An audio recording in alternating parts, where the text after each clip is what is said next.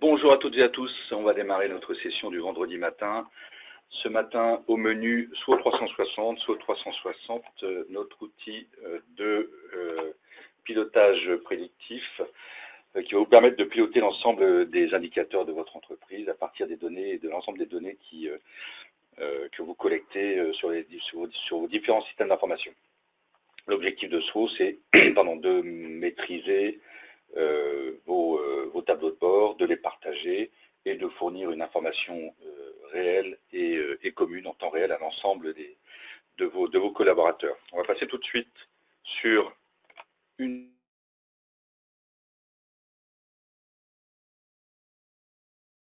qui vous présente SWOT, une vidéo d'1 minute, et derrière on passera tout de suite sur une présentation live de la solution. A tout de suite.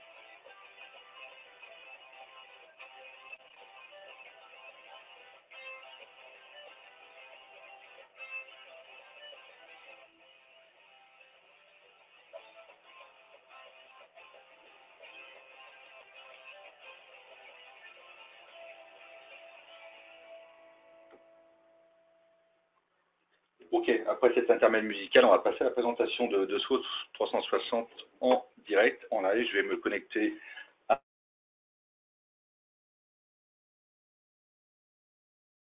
mon login et de mon mot de passe. J'aurai évidemment accès à différents types d'informations en fonction de mon profil. Donc des informations stratégiques de l'entreprise que je verrai, d'autres que je ne verrai pas. Et donc j'arrive directement dans ma page d'accueil de SWOT 360, où j'ai une synthèse des informations qui m'intéressent. Je vais retrouver directement, par exemple, ici, mon CA par activité, ou par entité, pardon, excusez-moi, avec les différentes entités que je vais pouvoir, le cas échéant, sélectionner ici. Pourquoi pas avoir une recherche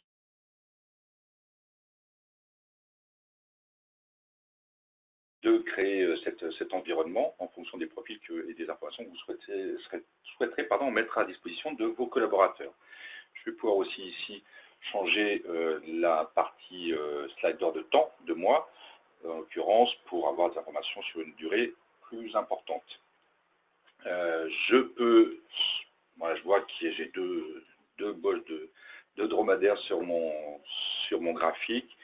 Je vais pouvoir directement, hop, de manière très conviviale, glisser et zoomer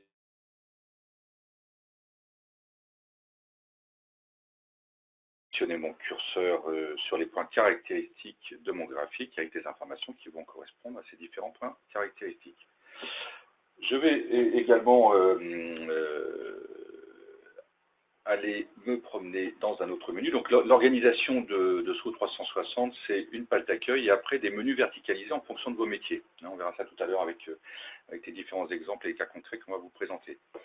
Je souhaite par exemple aller voir les devis par commerciaux gérés et générés par l'ensemble de mon équipe.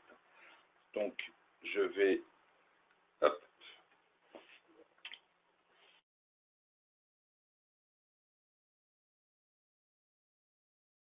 formation. Donc en temps réel, les informations s'affichent sur mes différents dashboards. Et vous voyez ici la première partie, la partie haute de SWOT 360, c'est organisé de manière, je cherche mes mots en fonction des informations que je souhaite, et je vais pouvoir, une fois de plus, ici, aller chercher sur les créateurs, clients, et ainsi de suite. Par exemple, là, je vais aller dans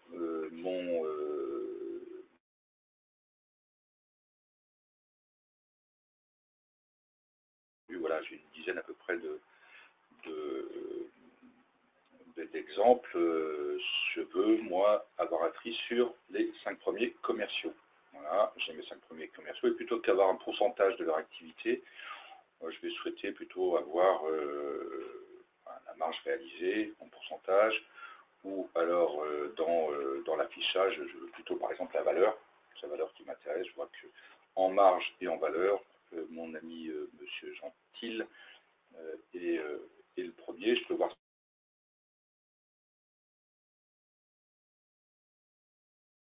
corrélation entre la marge et le chiffre d'affaires, ce qui va me permettre d'isoler, par exemple, ici, M. Gentil, en fonction de la sélection que je vais faire sur un dashlet, l'ensemble des informations va se mettre à jour sur l'ensemble de ma page.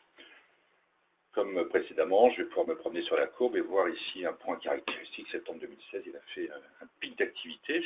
Je vais pouvoir zoomer sur ce pic d'activité en cliquant directement sur ce point caractéristique. Okay.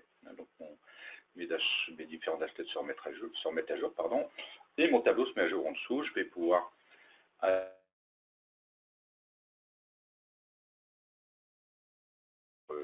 chiffre d'affaires du plus grand au plus petit ou du plus petit au plus grand. Je vais pouvoir exporter directement mon tableau Excel si j'en ai bien sûr le droit. Si je clique ici, directement sur les liens hypertextes, je vais pouvoir aller dans la base de données source qui m'a permis d'afficher ces informations-là. Donc, par exemple, en l'occurrence, là, je pense qu'on est plutôt sur un outil de type CRM. Donc, j'irai ouvrir directement la fiche de Matmutvi qui me donnera des informations sources que j'affiche ici dans cette page. Je vais par exemple sur Médiance et je vais pouvoir appuyer sur mon petit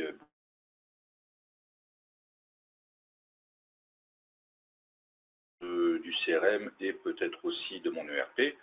J'ai des informations caractéristiques ici qui remontent aussi au niveau graphique et je vais pouvoir zoomer, dézoomer. Vous voyez, je vois mon client Médiance qui est ici et par exemple, en fonction des informations que je souhaiterais afficher, je peux voir tous ses concurrents, ses confrères ou les autres clients chez qui j'ai pu faire du business. Hop, je referme cette fenêtre-là. Je vais retourner sur mon accueil et ma synthèse globale. Okay. Et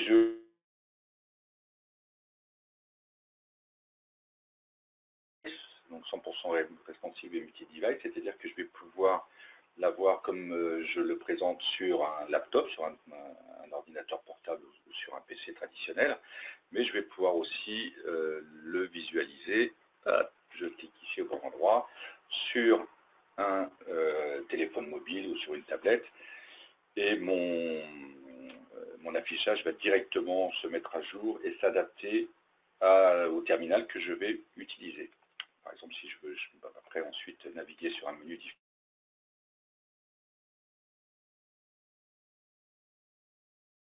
Et l'affichage totalement responsive va me permettre de visualiser les informations qui m'intéressent en fonction du terminal que j'utilise.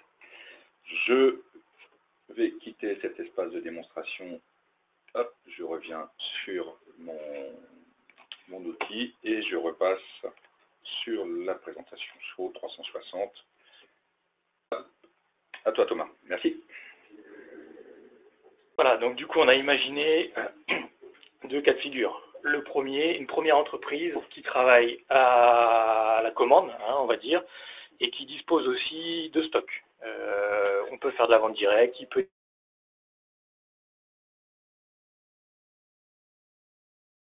Et on va plutôt faire du travail, on va dire, en série, hein, comme du produit cosmétique, par exemple. Voilà. Un effectif 45 personnes, on fait 9 millions de chiffres d'affaires, et puis on a un système d'information qui est orienté avec une PAO, on dispose d'une GED, d'un CRM, d'un ERP, d'une compta et d'un module radio pour gérer notre stock avec des terminaux portables par exemple. Hein. Donc à travers ce premier cas de figure là, il y a deux choses qui vont nous intéresser, c'est plutôt une vue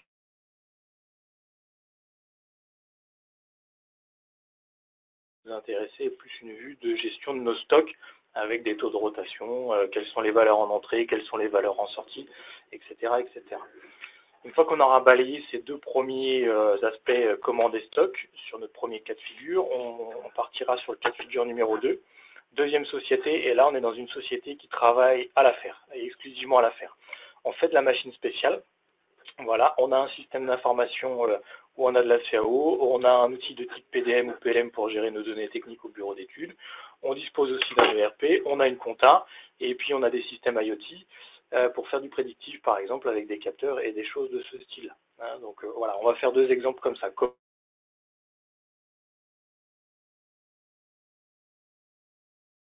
Assez régulièrement, ça peut être deux sociétés différentes ou deux services dans une même société. Voilà. Bon, l'idée, c'est de montrer des exemples sur des cas concrets. Après, effectivement, il y a des choses aussi en ce qui concerne les achats, les RH, la prod, etc., etc. Le SAV, et ainsi de suite, la maintenance. Donc, premier cas de figure, on a dit, on travaille à la commande, on fait du cosmétique, on est une cinquantaine de personnes, on a des problématiques de gestion de stock, donc on va avoir une vue précise et financière de nos stocks. Et là, je suis dans la peau du directeur commercial. Hein, donc, première partie de la présentation.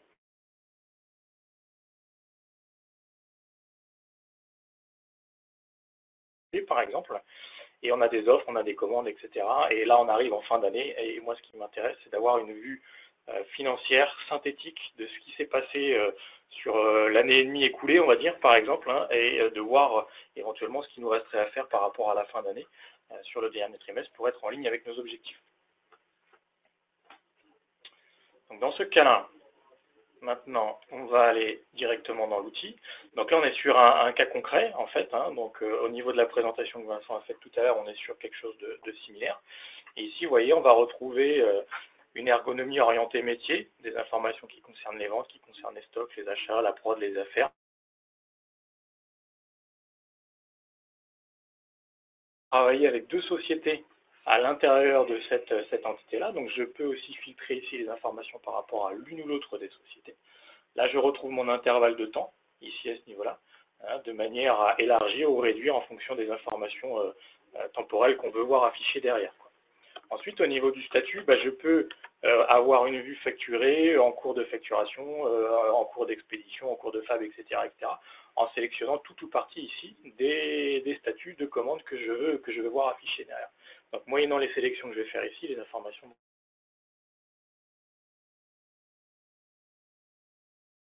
client, par exemple, ici. Donc, je peux taper des éléments dans mes champs de recherche pour filtrer tel ou tel client et faire de la sélection multiple ici pour afficher des informations concernant uniquement un ou plusieurs clients. Là, on va tout prendre. Donc, j'ai un premier niveau d'information ici qui m'arrive, c'est que j'ai une vue de mon chiffre d'affaires ici, réel et prévisionnel. Donc ici, je vois que sur la période entre le 1er janvier 2017 et le 6 juin 2018, on est à 411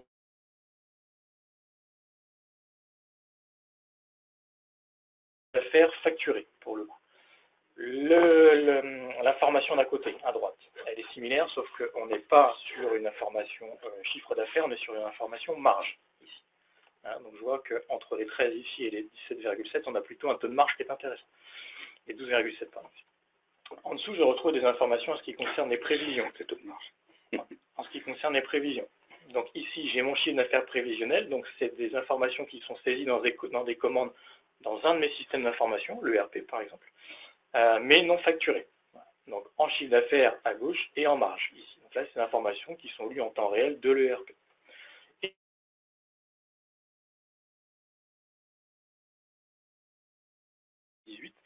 Et on a un backlog en cours d'expédition de 102 000 € ici. Donc des choses qui sont en cours d'expé, mais pas encore facturées. Ici, même chose, commande en cours d'expédition, mais avec du retard par rapport à ce qui avait été indiqué dans les accusés de réception de commande au niveau des clients.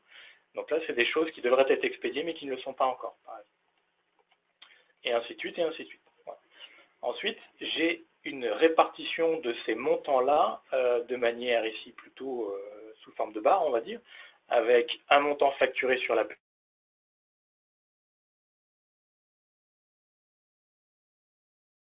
année et demie ici. On voit qu'on a un montant facturé de 13,1 millions. Voilà, et qu'on a un montant de 309 000 € et quelques en cours de fabrication. Donc des choses qui sont en production, pas encore expédiées, par exemple. Voilà. Ensuite, ici, qu'est-ce qui m'intéresse de voir? Je vois que sur la période de l'année et demie écoulée, là, entre le 1er janvier ici, j'ai mon palmarès client. Voilà. Donc je vois qu'on a un client ici.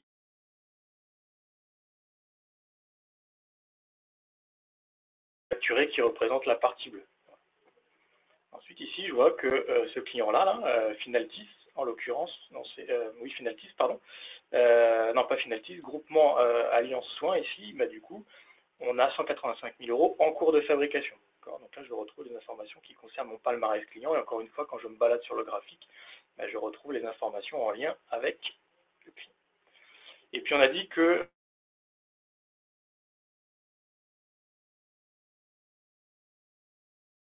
quand ils créent des commandes, etc., ils sont identifiés dans l'ERP, par exemple.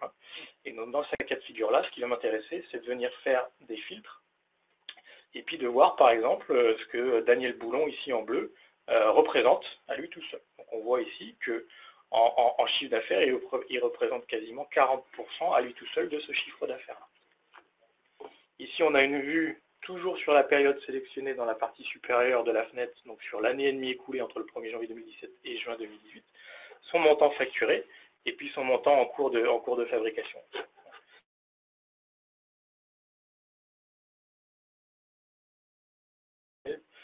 Par rapport au palmarès client. Voilà, et je peux cumuler. Alors, soit je ne veux voir que Boulon Daniel, soit que Daniel Fabre. Mais par exemple, je peux sélectionner aussi un deuxième représentant pour voir à eux deux ce qu'ils représentent. Donc là, par rapport à ces sélections que je fais de mes deux commerciaux, les graphiques vont s'actualiser. Et on voit ici le montant pour Daniel Boulon, ici, et puis en dessous, le montant pour Daniel Fabre. Et puis pareil, encore une fois, les informations ici s'actualisent. Donc le palmarès client ici est venu s'actualiser par rapport au fait.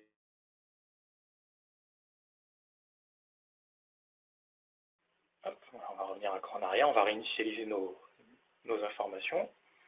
Et ici, qu'est-ce que je vois? Je vois que j'ai un montant en chiffre d'affaires par famille d'articles. Donc, dans notre système d'information, nos articles sont rangés dans des catégories. Et derrière, on va faire un suivi fin de ce que chacune de nos catégories d'articles représente. Donc ça appartient à chacun de ranger ses articles dans telle ou telle catégorie, ses clients dans tel ou tel secteur d'activité. Et le but est d'en tirer de l'information derrière pour pouvoir faire des graphiques de ce style-là, où on voit ici que, en ce qui concerne les familles d'articles cartes, ça représente à elle toute seule 50% de notre chiffre d'affaires. Et là, on a notre palmarès d'articles, donc on voit les...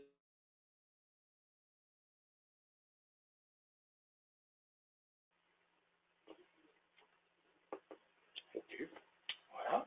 Donc là, j'étais dans la peau du commercial avec des informations exclusivement financières. Maintenant, au sein de cette même société, on va changer de casquette, on va prendre un profil responsable supply chain, quelqu'un qui vient consulter des stocks, quelqu'un qui a besoin de gérer ses stocks, d'avoir une vue fine de ce qui se passe au niveau de ses stocks en termes de valorisation, des choses comme ça. D'avoir un taux de rotation, de savoir quel est le flux entrant, quel est le flux sortant, quels sont les montants entrés tel mois, quels sont les montants sortis tel mois, etc.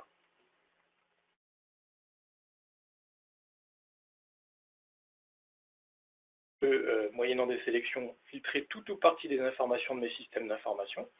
Je peux travailler avec des types d'articles. Encore une fois, les articles que vous vendez, que vous produisez, peuvent être rangés dans des catégories, des familles, des sous-familles, des choses comme ça, de manière à avoir derrière ce genre de choses-là, de manière à pouvoir faire des sélections et puis avoir une vue partielle des informations. Je peux filtrer par type, je peux filtrer par famille, je peux filtrer par dépôt si je veux, hein. Si mon magasin est organisé en dépôt et en emplacement avec des zones de stockage bien particulières, je peux accéder à ce genre de filtre. Je peux utiliser la méthodologie de classement ABC de mon client et ainsi de suite. Donc là, qu'est-ce que je vois? Donc, je suis sur des types d'articles.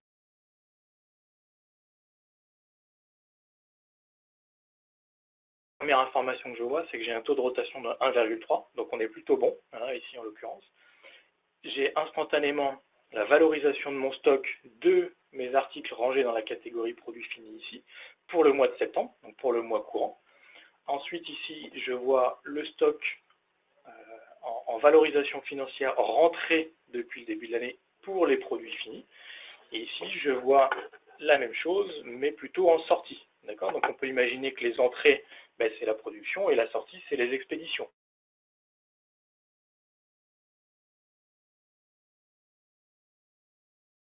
Dire ben, quel est le montant de mes matières rentrées sur la période, quel est le montant de mes matières sorties sur la période.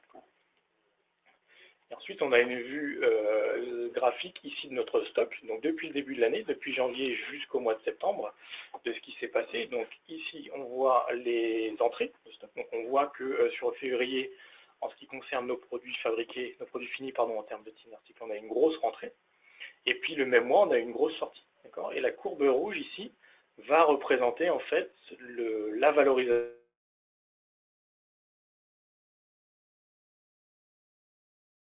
Dans ces cas-là, je vois quel était mon stock en début, quel était mon stock en fin de mois, et quelle est la valeur d'entrée sur la période et la valeur de sortie sur la période.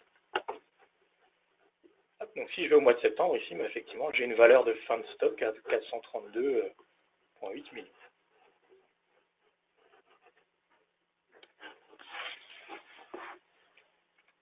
Ok, merci. Voilà pour le premier cas de figure. Vue financière, vue des stocks, à titre d'exemple. Le deuxième cas de figure, deuxième société, on a dit qu'on travaillait dans la machine spéciale et que du coup, on a...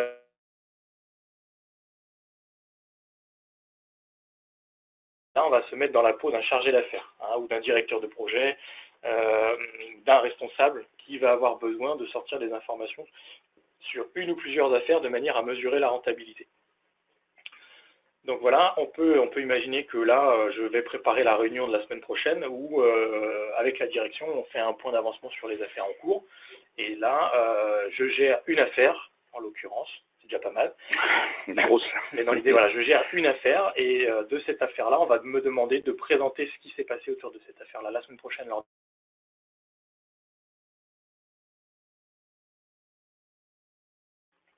Et les présenter à ma direction. Et les présenter à la direction ensuite. Voilà. Donc troisième cas de figure ici. Encore une fois, je peux filtrer sur plusieurs sociétés si mes entités sont scindées en plusieurs sociétés. Je peux sélectionner telle ou telle commande client, etc. etc. On peut imaginer éventuellement rajouter d'autres filtres ici. Donc qu'est-ce que je retrouve? Je retrouve mon chiffre d'affaires prévu. Ici.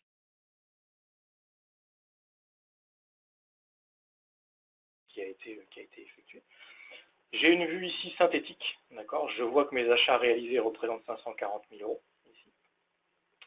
Je vois mon taux de marge contributive de presque 67%. Donc là, je vais avoir à l'esprit un certain nombre d'informations, un certain nombre d'indicateurs financiers ou en pourcentage que j'ai besoin pour savoir comment est positionné mon affaire.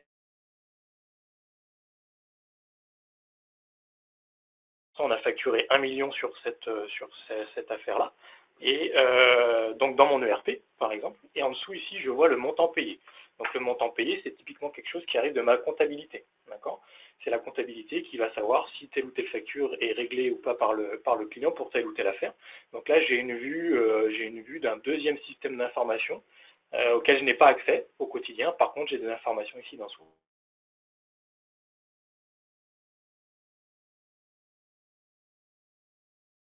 sur laquelle on n'est pas bien positionné puisqu'on a un montant négatif. Donc clairement, on perd de l'argent ici, sur cette affaire. Ensuite, je vais retrouver un découpage de mon affaire. Quand on travaille en mode affaires, on peut découper des lignes de dépenses budgétaires en achat, en frais, en transport, en main-d'œuvre, en études, en chantier, etc., etc. Ça appartient à chacun. Et ce qui va m'intéresser de voir, c'est ce qui s'est passé.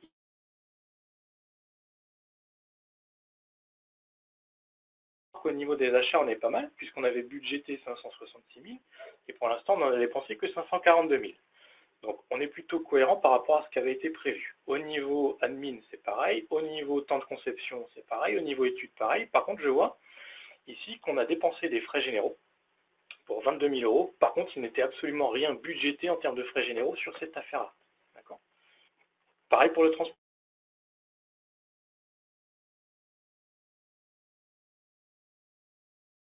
Budgété sur cette affaire-là en termes de transport.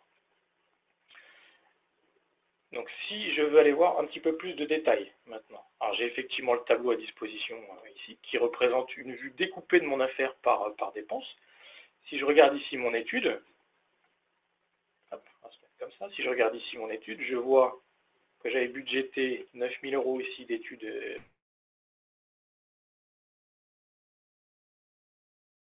par rapport à des temps passés moyennant des taux horaires des salariés qui pourraient prévenir de notre outil de RH, par exemple. Et pareil, études robot par exemple, ici on avait budgété un certain montant et ici on voit le montant réalisé.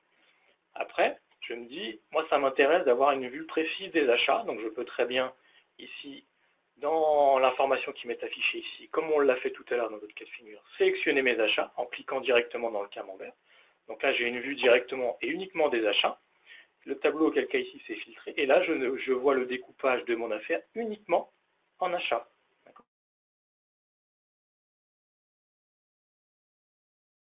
Est venu quand même acheter des choses.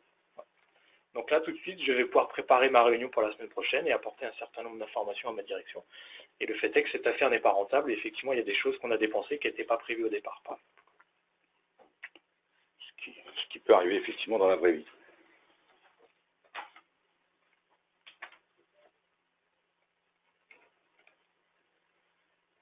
Ok. Merci Thomas. Donc trois exemples concrets. Un premier exemple plutôt orienté commercial, un deuxième plutôt orienté stock et un troisième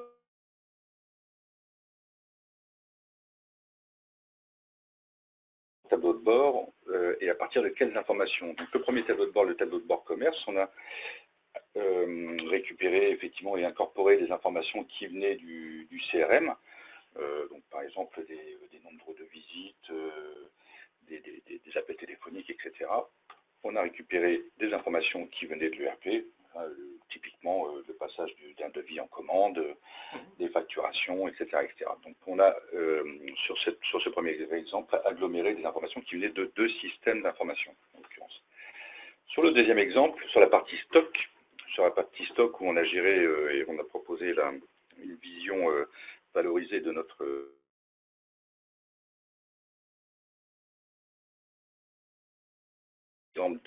d'informations captées via des terminaux radio pour faire les entrées et sorties de stock, les mutations, les sessions interdépôts et bien sûr des informations qui venaient de mon outil ERP pour toute la valorisation. Dans mon troisième exemple, qui était l'exemple de travail à l'affaire ou à la commande,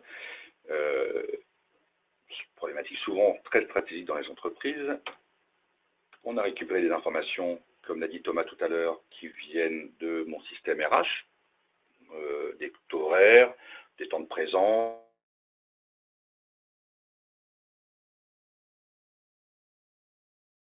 interne ou externe, en l'occurrence, quand est-ce que je suis réglé, et sur une notion de travail à l'affaire, la notion de règlement elle est importante, puisqu'on est bien souvent sur du règlement au fur et à mesure de l'avancement de notre affaire, et donc le budget d'affaires, il va se gérer comme entre guillemets, comme une petite entreprise, et puis des informations, bien sûr, qui venaient de mon ERP, ben là, toute la partie déclaration de production, toute la partie achat, toute la partie temps passé, et puis toute la partie achat affecté, par exemple, et la petite dérive qu'on avait tout à l'heure lors de l'exemple de Thomas sur les frais généraux, voilà, d'une déclaration au niveau des frais généraux,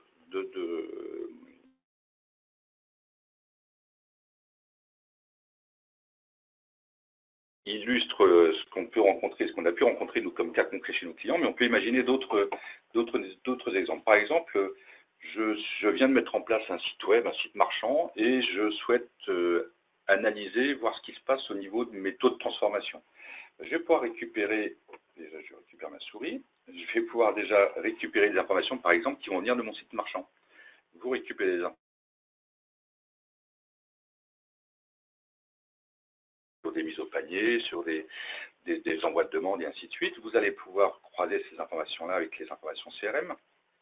Pourquoi pas le nombre de rendez-vous de vos commerciaux, le nombre de devis qui sont réalisés. Et je vais pouvoir, pourquoi pas, ensuite croiser ça avec des informations qui viennent de mon ERP, de transformation d'un devis en commande, les commandes livrées, etc., etc. Donc je vais pouvoir créer un dashboard qui va me permettre de piloter complètement mon activité commerciale à partir de données qui pourraient venir par exemple d'un site.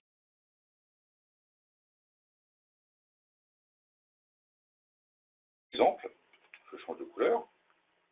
Hop, allez, le vert. Je souhaite mettre en place une politique autour du SAV sur mes machines. Je reprends l'exemple de mon constructeur de machines spéciales tout à l'heure. Il livre des machines dans le monde entier. J'ai besoin de piloter cette partie SAV et d'aller vers de la maintenance préventive. Et d'envisager d'aller vers de la maintenance prédictive. Donc là, ce qui va m'intéresser, je peux récupérer des données qui viennent des capteurs qui sont directement positionnés sur ma machine, des données de température par exemple, des données de durée d'utilisation, des données de vibration, enfin, etc., etc. Donc récupérer ces informations-là directement dans des tableaux.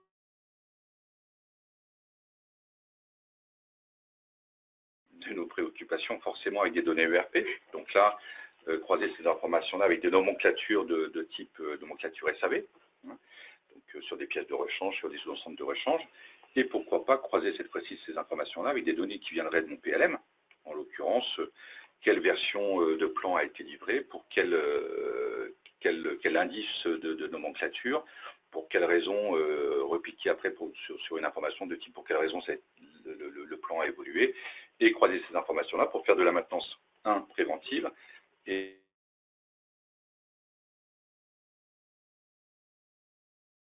sur les machines que j'aurai installées chez mes clients. Okay. À travers de cet exemple, l'idée c'est de se dire, j'ai pas de limite, parce que demain, pourquoi pas, et je cherche ma souris, je vais retrouver, hop, voilà, elle est là.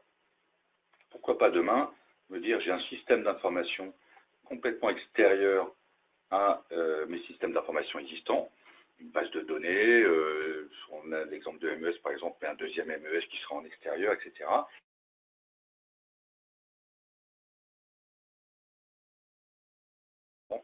Et les mutualiser et les coupler avec d'autres informations dans mon système de données et dans ma base de données, comme par exemple des données effectivement de type MES, avec pourquoi pas avoir un tableau de bord sur les taux d'arrêt, sur les taux de charge, et ainsi de suite. Ok. Hop. Vous avez vu, pas de limite. Nos limites en interne, en externe.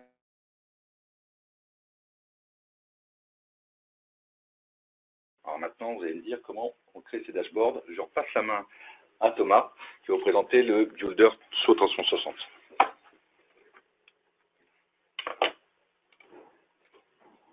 Voilà, alors du coup, on peut, grâce au Builder, construire ses propres dashboards en ligne, hein, et puis les mettre dans le quart de seconde qui suit à disposition des utilisateurs. Donc la première chose qu'on va faire, c'est qu'il va falloir qu'on définisse la mise en page. Vous avez vu que dans les onglets dans lesquels on s'est baladé, il y a des mises en page. Il y a peut-être deux graphiques l'un à côté de l'autre, deux graphiques l'un au-dessus de l'autre. On fait des sélections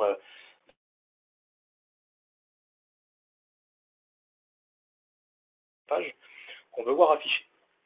Ensuite, on va sélectionner les composants visuels. Donc en gros, on va sélectionner les styles de graphiques que vous voulez voir affichés. Est-ce qu'on veut une courbe, est-ce qu'on veut un camembert, est-ce qu'on veut de l'histogramme, etc. Est-ce qu'on veut plutôt un tableau, et ainsi de suite. Ensuite, on va choisir les données qui vont s'afficher à l'intérieur de ce graphique-là. Voilà, est-ce que c'est des offres, est-ce que c'est du SAV, est-ce que c'est de la commande, est-ce que c'est des temps passés, et ainsi de suite. Et puis derrière, pour terminer, on publie. Et la publication va donner accès.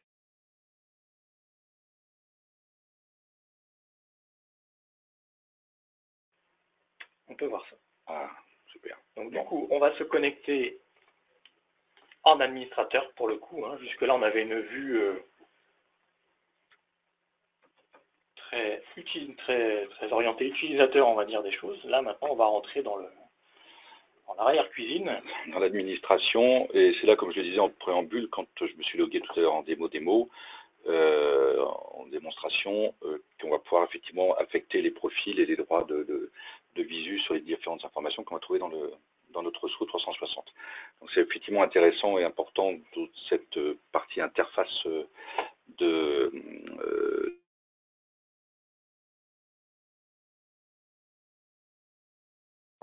et 3, effectivement, je vais pouvoir gérer et créer de nouveaux tableaux de bord, de nouveaux dashboards et de nouveaux dashlets tels qu'on a pu le voir précédemment sur les exemples. Voilà, donc on va créer une nouvelle page. Alors, on va créer une nouvelle page dans un des menus. Donc pour faire ça, ben, on va lui mettre un titre, on va lui mettre les offres en chiffre d'affaires, par exemple. Ah, pas mal, c'est pas mal.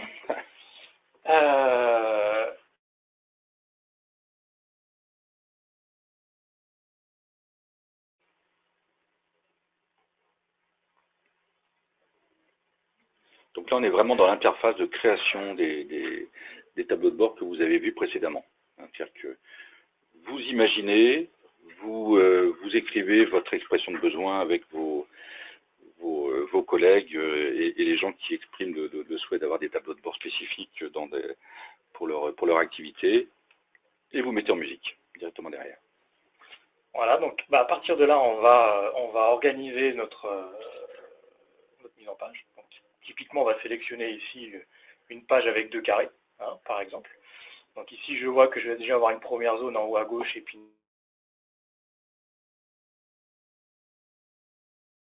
maintenant, je vais devoir lui indiquer ce que je veux voir affiché dans cette zone-là.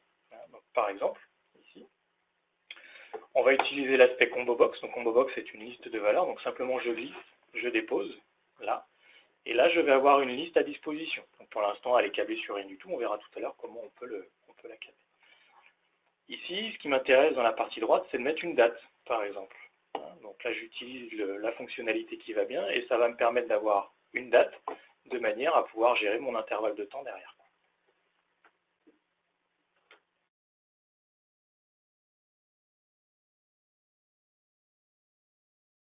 Donc on peut très bien ici remettre 2 carrés, encore une fois. Donc vous voyez qu'il y a une nouvelle zone ici à gauche, plus une nouvelle zone pardon, ici à droite. Et on peut imaginer ainsi de suite, construire notre mise en page. Donc là, ce qui va m'intéresser, c'est de mettre un graphique de style histogramme, ici, par exemple. Voilà. Et puis à droite, de mettre un graphique de style plutôt camembert. Voilà. Donc là, après, je fais les choix que je veux. Hein. On est juste sur un exemple. Voilà.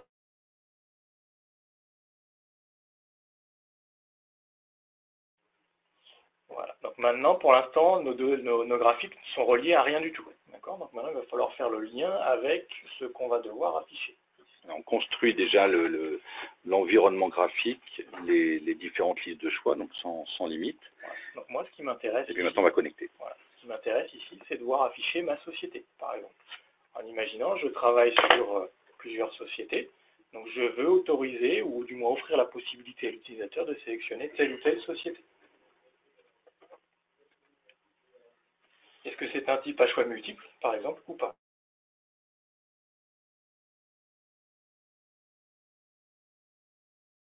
Les dates, ici, à ce niveau-là. D'accord. Je peux gérer des dates au mois, à l'année, au trimestre, comme on l'a vu tout à l'heure d'un point de vue utilisateur, sauf que là, je vais commencer à prédisposer les choses.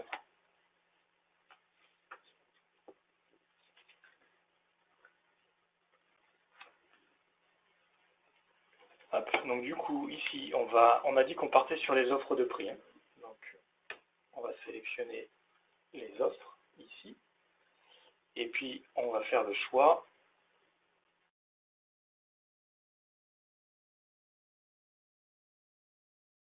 d'un mois à l'autre, les informations qui vont.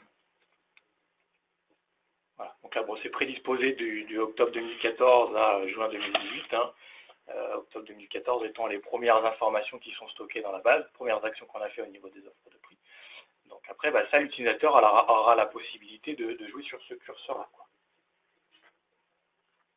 Ensuite, maintenant, ce qui m'intéresse, c'est de venir afficher les informations qui vont bien en bas, dans l'histogramme. Ici. Toujours, on a dit, on était sur les offres de prix. Ici. Ensuite, on veut afficher, par exemple, par nom de client.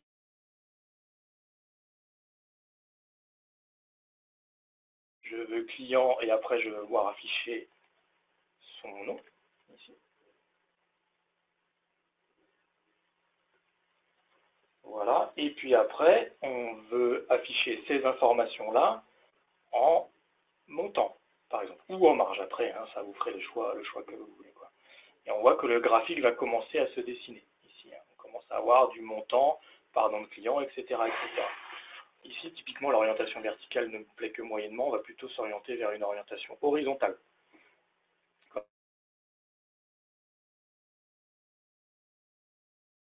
Utilisateur, en fait. Maintenant, ça m'intéresse de relier le camembert à côté avec l'histogramme. Donc, on va venir faire maintenant le paramétrage ici du camembert. sur les offres, hein, on a dit ici, de manière à ce que lorsque l'utilisateur clique dans le camembert, on puisse filtrer des informations sur l'histogramme d'à côté. Ensuite, je veux afficher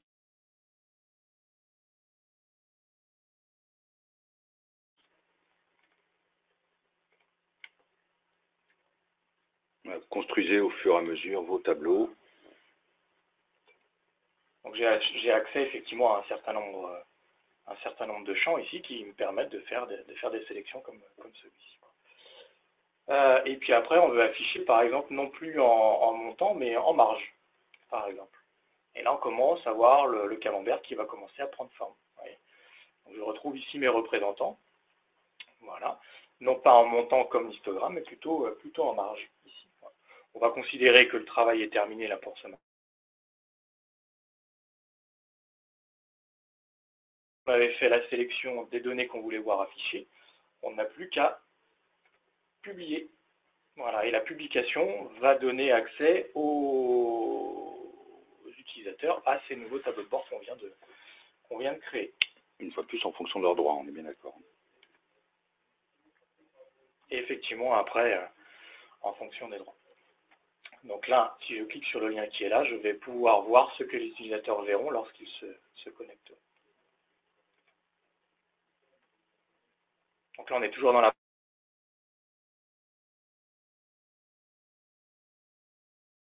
environnement purement utilisateur.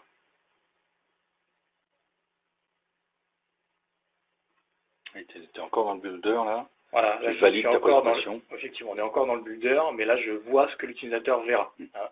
Donc je peux gérer mes dates, je peux, comme on l'a dit, hein, vérifier que les dates se passent bien, je peux sélectionner telle ou telle société ici, et je peux cliquer sur tel ou tel représentant, celui-là par exemple, Dominique, voilà, et puis voir les informations qui se filtrent correctement à côté. Hein.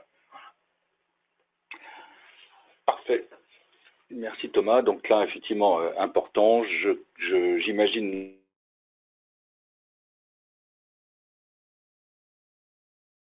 je les crée et je les publie. Donc, pas de limite. Avec SO 360, vous pouvez vraiment créer des tableaux de bord à partir de l'ensemble des données, des informations de tous vos systèmes d'information, justement, de votre entreprise. On en a cité quelques-uns tout à l'heure. Effectivement, le cœur, ça va être le RP, mais le CRM, le MES, etc., etc. Aucune limite par rapport à ça, et la seule limite, c'est l'imagination. En quelques mots, SO 360.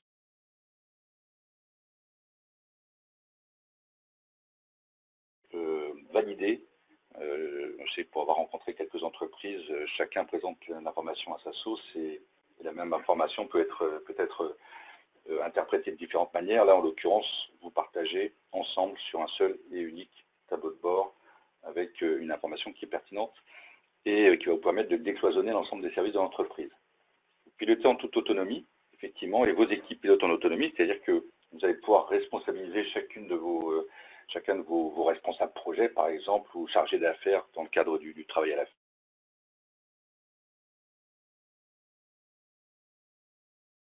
Vos équipes prennent en charge leurs responsabilités et ça va leur permettre, effectivement, dans le cadre, je reviens là-dessus, du travail à la fin, d'anticiper, de décider, d'alerter et de prendre des décisions.